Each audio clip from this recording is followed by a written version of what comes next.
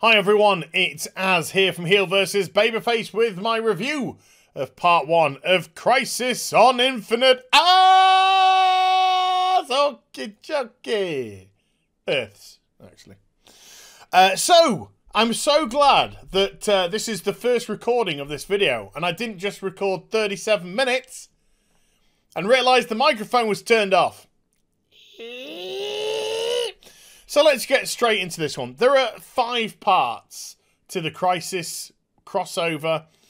Part 1 was last night, which is super intersectional feminism. Supergirl, the one I'm going to review today. Tonight, which I'll review tomorrow, is BATWOMAN. And then on Tuesday, which I'll review on Wednesday, is The Flash. We then have to wait until the middle of January next year for parts 4 and 5. Because it's the CW's way of saying, please, we're begging you, come back and watch our shows after Christmas. Where there'll be part 4, which is The Arrow, and then part 5, which is going to be Legends of Tomorrow. Leading into that series. Right, so let's get to it. Starts off with the monitor describing how the multiverse was formed. Started off with a big bang. Sorry, Christians, that's twice I've pissed you off in a few days. And then it goes into how the planets formed and then just split. Just split like embryos and stuff, you know, just split. Just broke into 2 and then 3 and then 4 and then became the multiverse. So he explains all that. Then he talks about how now we've got to the age of heroes, and talks about how the heroes have come, you know, different heroes, and Kraken. Okay. And then what was quite surprising is we got Earth 89 Gotham City. So, Earth 89 Gotham City, what universe is this? Well, that is Robert Wuhl. That is Robert Wuhl from Batman. Tim Burton's Batman. He was actually the reporting partner of Kim Basinger, whichever way you say it. So, this is the Michael Keaton Batman universe. Why is it Earth 89? Because the Batman film came out in 1989. It rhymes. It works. Okay, I like that. I like that. But I will say there is a but before I go to Earth 87. There's this part here, and the CW is so tight. It's got no budget that it actually uses the BATWOMAN signal from the current show. How much? Cheap. Okay, let's move on. So this is what really surprised me. Earth 9, San Francisco. I was like, San Francisco, that's where the Titans are. So we got Hawk from the Titans, and then we got Jason Todd. Jason Todd's Robin from the Titans as well. Making a very quick cameo with what I imagine is footage from the actual Titans TV show. If you're wondering why this is such a surprise, it's because Titans TV show is a current show, which is ongoing, and it's on the DC Universe streaming service. It's not on the CW. Whereas all the other cameos are coming from the CWs, you know what I mean?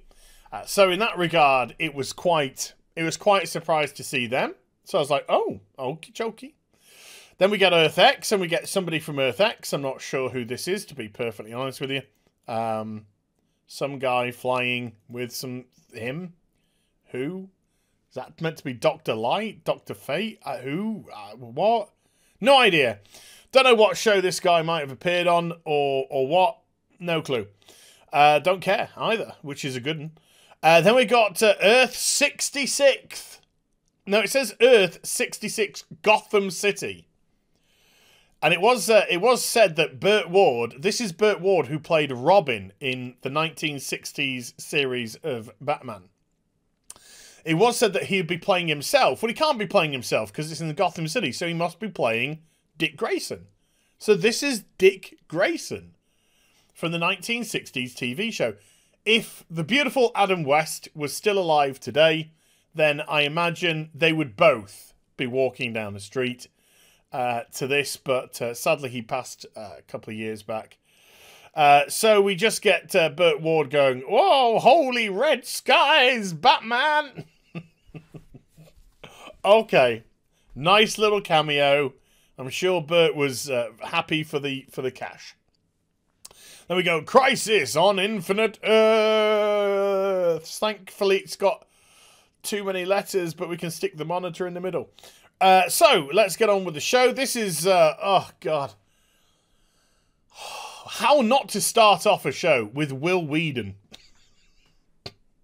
It's got to be the most unlikable soy boy in the world. It's just, I've given this guy so many chances. I've tried so hard with him. I really have.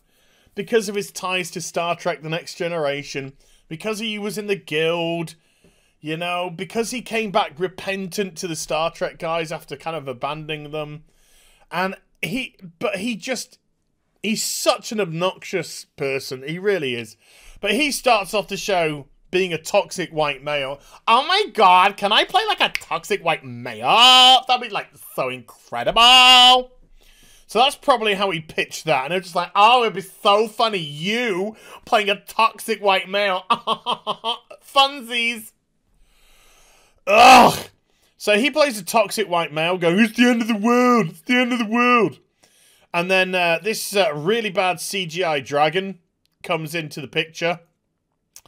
Unfortunately, a bit too clear. But Supergirl stops him from getting annihilated. And then she turns around and validates herself to him. Thank goodness Supergirl was here to save you. It's just like, wow, that's very heroic of you. I'm just going to validate myself, because that's what I do. Because this is what this show's about. Not about being a hero. It's funny. It's funny who actually acts like a hero in this show and who doesn't. But there you go. So she validates herself, but I still love you. So it doesn't matter. And he's, "Oh, I'm a coward." And then she talks to it, the creature. It's just like, "What's going on with you?" And she touches it back of the ear and it turns into a little lizard.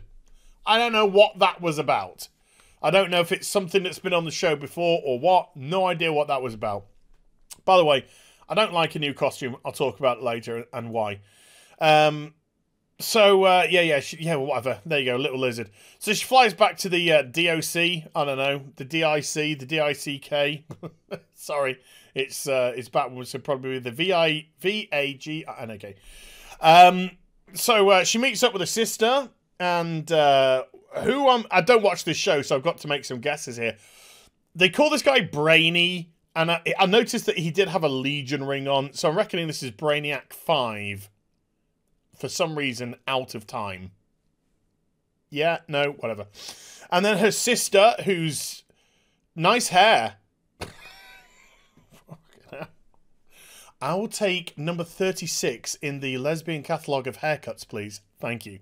And her sister's just like, "Hey, did you know that I was actually straight in season 1? And then they needed to fill their quota."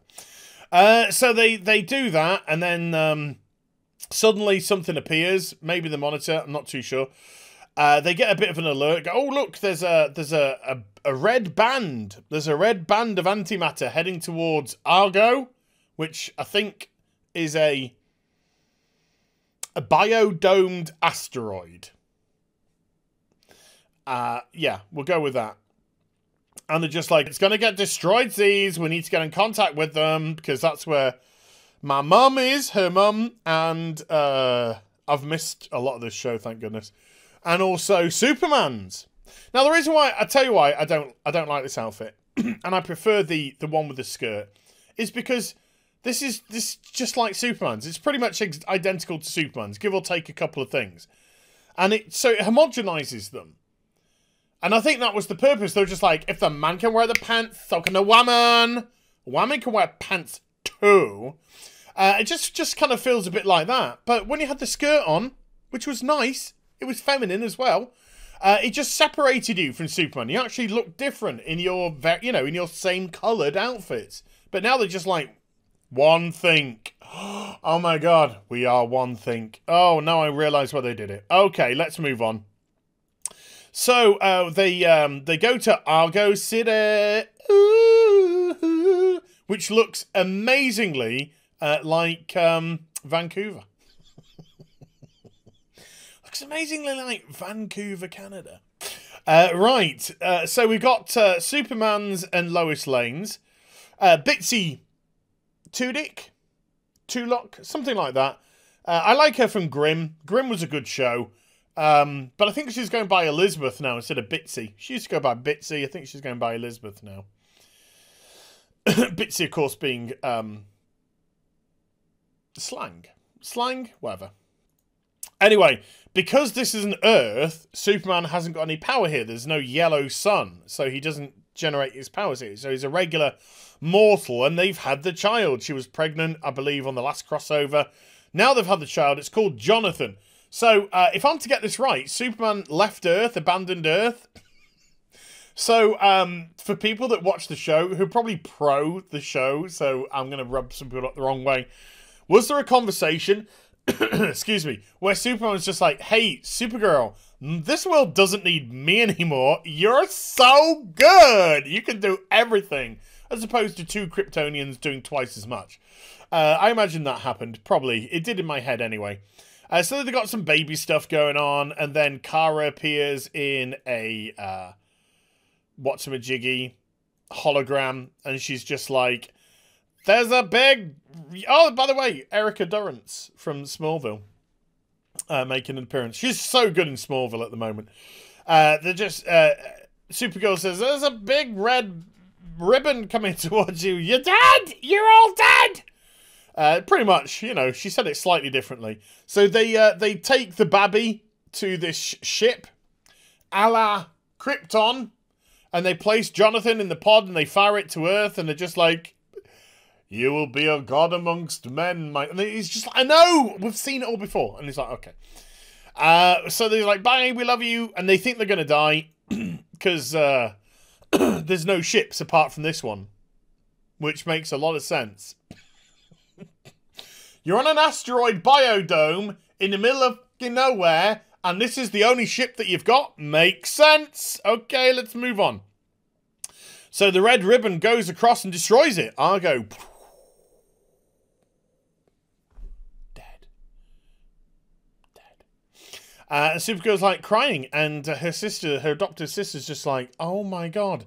Did you know that I was straight in season 1? Anyway, so she's like upset for 3 seconds.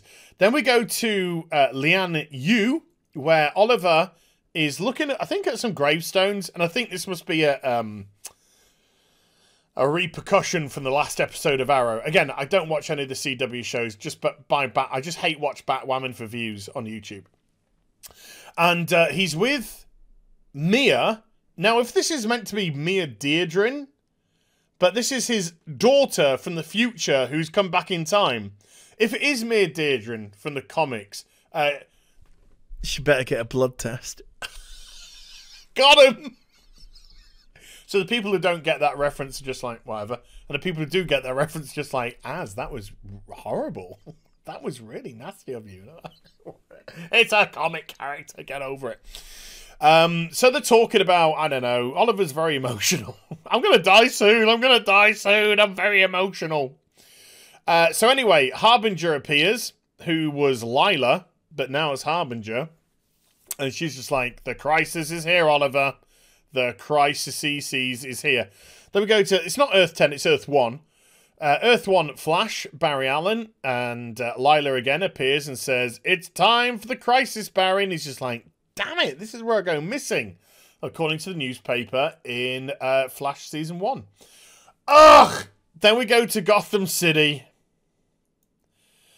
where, you're never going to guess this, folks. We've got the bunny rabbits from Alice, and Batwoman lands on top of the security van, and she's just like, says, where's Alice? I don't know! You let her go 5 times. 5 times. 5 times you let her go. Your problem. Your problem. So they all shoot at her. Nothing happens, of course, because she can dodge bullets, even though she can't. But it doesn't matter, because even if they hit her, suit absorbed it all. Because as we know, this suit is made of magic. It's not made of magic at all. It's made of magic because it has to in the show. Oh, God, I hate this woman so much. And so she easily takes out the goons because nothing is a challenge to Batwoman. Nothing at all. She's just horrible. Bearing in mind, she's not saved one single person in the show. She's not apprehended one single person in the show. She's not done one single heroic thing in the show. Everything that she's done is for her own selfish needs. God, I hate this character so much. So anyway, Harbinger appears and is like, I don't know why, but for some reason the crisis needs you. Hopefully, so you get killed off. But you've got too many episodes of your own show left. So sadly, I doubt it. And she's just like, you're crazy. Because she's just such an obnoxious, horrible non-hero. Your crisis can do without me. I got my own stuff to do because I'm a mega bitch. And then Lila's just like, oh, shut up, woman. And drags her along with her anyway. Then we go to some Earth 21, where the legends, Katie Lotz and Brandon Routh, not Ruth. I've heard some people say Ruth. It's Routh. They're doing a pub quiz. This is actually quite amusing because they think they've won the pub quiz. And they haven't, because they actually went back in time to speak to Janice Joplin. Because they interfered with time, it changed the answer of the pub quiz. That was actually quite cute. That was actually quite cute. And I do like both of these people as well. So there's also that. And then Harbinger again appears to them. It's just like, the crisis needs you. I don't know where the other members of Legends of Tomorrow are, but you're going to be the only 2 in this episode. So they're like, okay. So they all get zapped to the DOC. And also, Superman and Lois got saved off camera. It had no effect when we saw them. Nobody was surprised. Nobody who watched the show was just like, oh my God, they lived. Because we've seen them all over the advertising. So it wasn't why. Why didn't they just have Harbinger? Because you know why? Because then it'd be like, but you've got to save Lois Lane from Smallville. And Lila would have had to have gone, sorry, she's not in the budget. She's not in the script. So we can't. Somebody was saying, how did Mouse in the last episode of Batwoman know all these things? It's easy. He read the script. That's why he knew how to act the way he did. Anyway, what was a little bit weird, though, is Superman is now in his Superman outfit when he was in civvies mere moments before Argo was destroyed. So here's my theory, right? The Red Ribbon's coming to Argo. They've sent little Jonathan off on the spaceship on a trajectory towards Earth. And then Bitsy's turned around and gone, look, since we're doomed, is there any chance you can get into the suit, big boy? Bop, bop. And so he did that, and then, you know, Lila appeared, and it's just like, I'm the Harbinger. And it's just like, oh, thank God I didn't take my fly down. What? It would have been super. Anyway, let's move on. Christian Channel. They're just, look at that face, Jesus Christ. They're just like, where's our son? And Brainiac's like, I followed it on a trajectory. Up to daisy, it's gone into a black hole, a wormhole even. And it's on some other world somewhere, so we'll send some people off for another scene later on. Batwoman, of course, is such an obnoxious... Oh, by the way, her sister says, hey, did you know that I was straight in season 1? Anyway, moving on. Batwoman is so obnoxious, she turns around and punches Lila and says, that rabbit was about to talk. Well, if you hadn't have let Alice go 5 fucking times, maybe you'd know where she was, so tough shit to you. And Lila, by the way, is just like, whatevs. And then she's like, you're a woman. Literally. Kara, is that you? Can we scissor? Can we just scissor now? That's all this show is interested in doing, scissoring. And she takes her hat off and she's like, I'm Kate Kane. And Green Arrow's just like, oh, that's why she's such a bitch. Anyway, moving on. They have a meeting about making a stand on one of the worlds. I think it's Earth 36, but I don't know. There's just Earths all over the place. Brainiac has a quick chat to a sister, and her sister says, "Did you know I was straight in season 1?" Anyway, moving on. So Lila's just like, right, we're going to build this tower. It's going to be nice. And then Batwoman's just like, look, have you seen my smug face? And Ray Palmer's just like, oh boy, no wonder nobody likes you. Brainiac goes, I'm trying to just do a thing, and Katie Lotz is just like, oh Jesus Christ, 7 years ago things were so much better here. Anywho, yeah, so that happens. So they go off and they do their things, respective things. I don't care. And, oh yeah, by the way, can I just say here, Brainiac's just saying, hey, John, by the way, why haven't you turned into Martian Manhunter? And he's just like, budget. Budget. Have you seen the CGI in this show? Budget, mate. Budget. Can't do it. Budget. Can't do it. Budget. Okay, fair enough. Whatever. Moving on. This is, I think there's 2 cuckings of Superman in this episode. Obviously, there's got to be. Here comes the first one. Superman's very upset that Argo got destroyed and everyone on Argo got destroyed. And he's lamenting. He's having a moment. And then Kara comes up to him and he's just like, Kara, how are you doing this dealing with this so much better than me? Your mum just died, but you're dealing with it better than me because I'm just being cocked at every given opportunity in the show. And she's just like, that's because you're a straight white male. And he says, fair enough, moving on. That's pretty much how this show goes. And it goes on for a while, just to say straight white male. Then we got Green Arrow. Oliver brings his daughter into a room. Easy. I know it's something you might see on a channel somewhere else, but no. And he's like, here, have a Green Arrow costume that fits you out of nowhere. And she's like, cool. Is there going to be a mask? And he's like, no, because you're very pretty and we want to see your pretty face. So she's like, cool. Yeah. And she's just like, yikes, you're my dad. That sounded weird. And he's just like, never mind. Then Barry and Oliver go outside for a chat. This was wonderful. This was actually really nice. You know why this was really nice? Because these 2 guys clearly really like each other in real life. These 2 guys have incredible chemistry with each other. And it sounded like a normal conversation between 2 friends. And I was like, holy shit. For the first time in ages, it actually genuinely feels like normal people. As opposed to horrible, horrible writing. So it's just nice to have a little bit of something decent. And then Oliver's just like, wait, Barry still thinks he's gonna die during Crisis? Monitor, where are you? And then Monitor zaps him up here. And he's just like, hey, I said that I would die in the Crisis if you saved Barry and Kara. I would sacrifice myself. And Monitor's just like, yeah, well, they kind of used that up in Elseworlds crossover last year. So all bets are off, mate. They can die. And so can you. Everyone's going to die. The world's going to die. And, oh, Oliver's just like, I'm sad. I'm sad that everyone's going to die.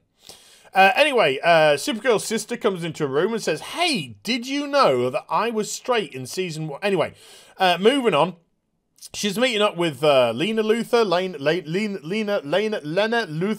a Luthor girl, who's dressed up as if she's going to a 1970s costume party. It looks good on her. She looks good. Call me. I like. As likey. So they have a conversation. I don't really know what's going on here because I don't watch the show, but it's just like, oh, you lied to me, you betrayed me, you betrayed me, you lied to me, you lied to me, I was straight in season 1. And I'm just like, whatever. But, oh yeah, and can you help us evacuate the planet because it's going to get destroyed? And she's just like, oh, fine. But I hate you, and I hate you, and I hate you, and I hate you. That's all that's going on. Anyway, Brainiac has tracked baby Jonathan, who went through the wormhole to another planet. He's gone with Katie Lotz. And surprise, surprise, what a coincidence. The baby just happens to turn up at Green Arrow's headquarters in this universe. So he appears and he has a quick fight with Katie Lotz, White Canary. And she beats him, obviously.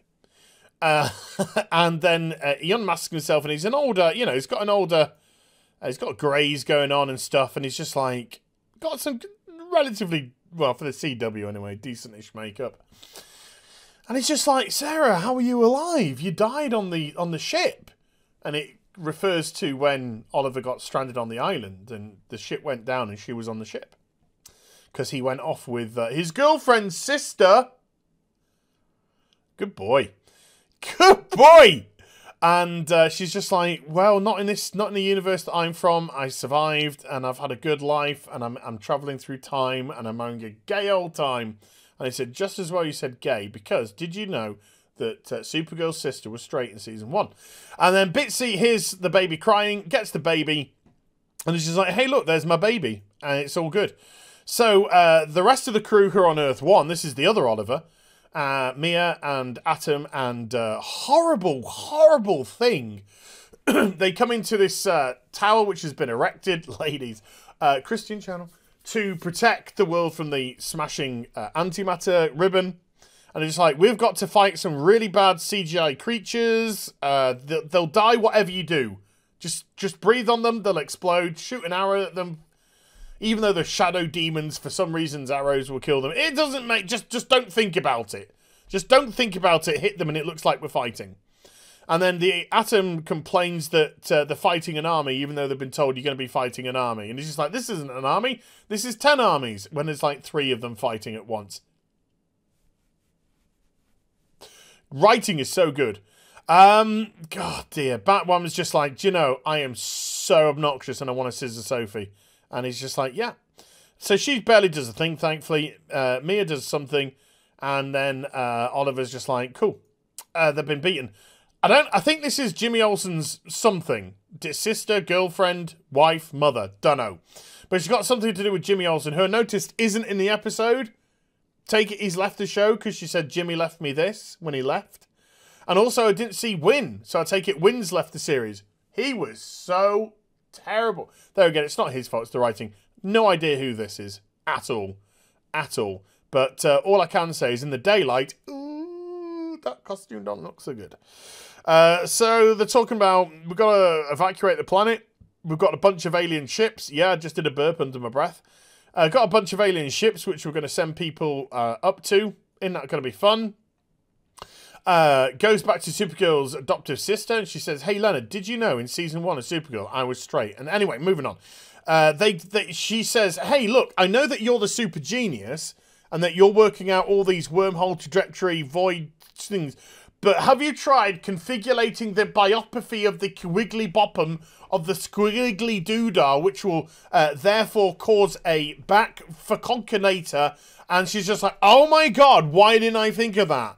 Perfect. It worked. Aren't you amazing? And she's like, yeah, I was also straight in season 1 of Supergirl. Anyway, moving on. They keep having that conversation. It really should end a lot sooner. And then Brainiac's just like, we got to go. And he's just like, okay.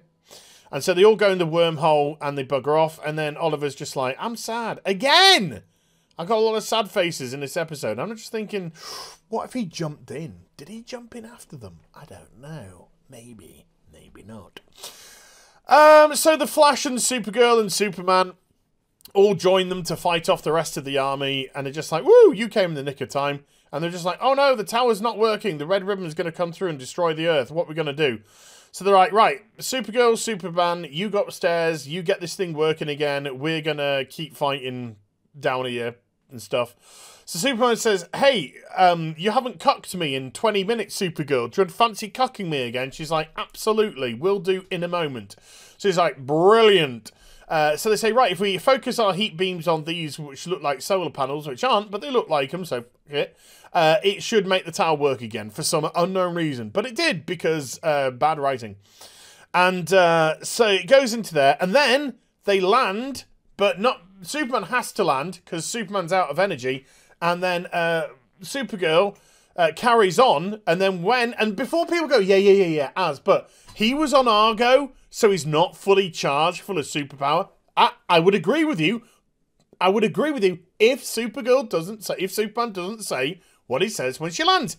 Because she goes down second and lands, and Superman goes, oh, I noticed that you've got to outdo me again, or you outdid me again, because cock!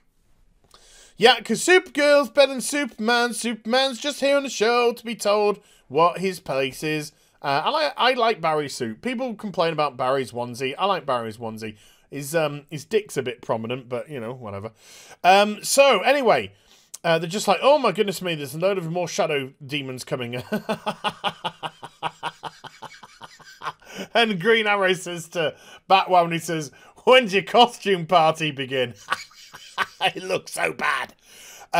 So they start fighting, and then they're evacuating people, and she's like, oh, I'm so happy. I'm so happy. But did you know in season 1... Anyway, moving on. The Monitor appears and is just like, this world is lost. We must retreat somewhere else. And so he starts zapping the people away to another world. And they all get zapped away, and they're just like, no.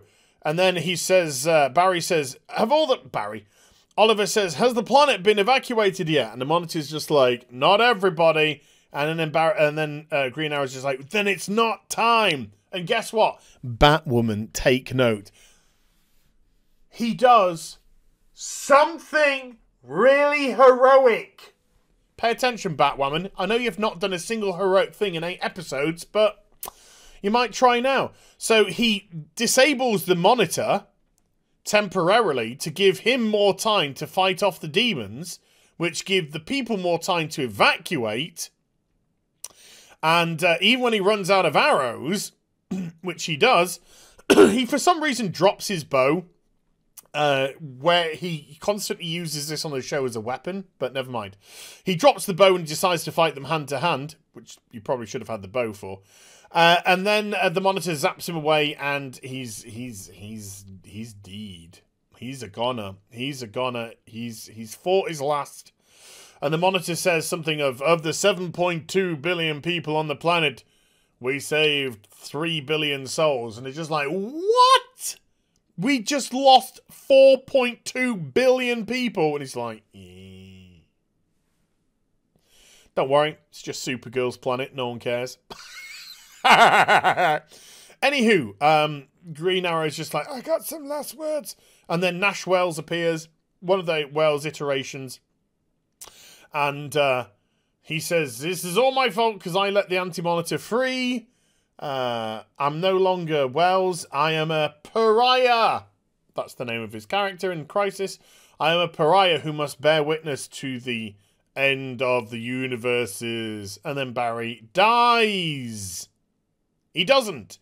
Oliver dies. And then Oliver dies. So I don't think he's going to be truly dead because he's got his episode plus 2 more episodes of his own series to go. And there's also 4 more parts of this series. So I don't know. I don't think this is the last we've seen of Oliver Queen. Right, so there you go. First part, it was all right. It was, you know, it was good fun in some spots. In some spots, it was just like, you know, your typical terrible writing CW show. I'm not going to grade it yet. I'll grade the whole Crisis thing as an entity after part 5. But it was, thankfully, the positives, very little Batwoman.